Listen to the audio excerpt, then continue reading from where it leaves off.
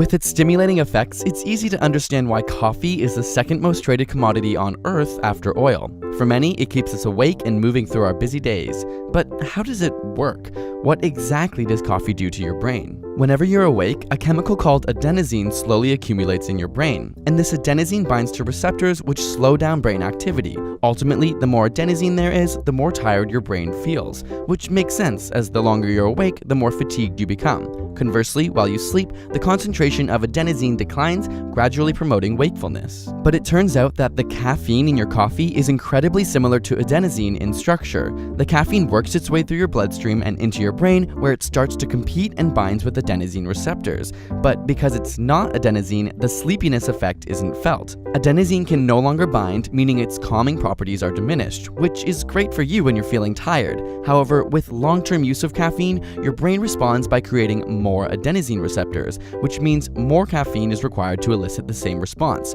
It also means that when you try to quit drinking coffee or miss your daily intake, you might experience some withdrawal symptoms and feel more tired than you would have before you ever drank coffee. But the caffeine doesn't stop there. It also stimulates the production of adrenaline, you know, the fight or flight hormone. This increases your heart rate, gets your blood pumping, and even opens up your airways. Furthermore, it affects dopamine levels by preventing its reabsorption in the brain, which makes you feel happy. In fact, this is the exact same thing that cocaine does, just to a lesser degree. It's a drug after all. This dopamine stimulation is also the aspect of coffee that makes it moderately addictive. So, can you drink too much coffee? It turns out there is a lethal dose of caffeine, which is somewhere around 150 milligrams of caffeine per kilogram of your body. This means if you weigh 70 kilograms, you would require 14,000 milligrams of caffeine to overdose. Put into perspective, an average cup of coffee contains roughly 150 milligrams of caffeine, meaning if you're 70 kilograms, approximately 70 cups of coffee would kill you. However, you'd have to drink those cups all at once, making it effectively impossible to overdose on caffeine from coffee, since you wouldn't be able to physically fit that much in your stomach.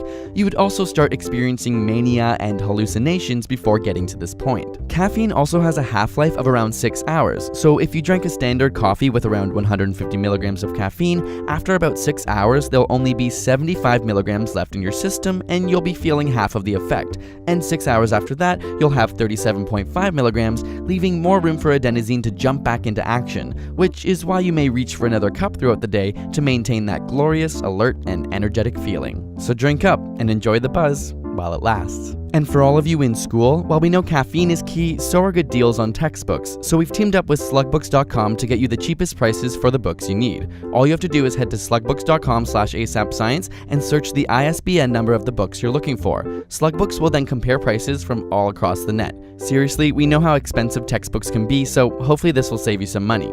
Got a burning question you want answered? Ask it in the comments or on Facebook and Twitter. And subscribe for more weekly science videos.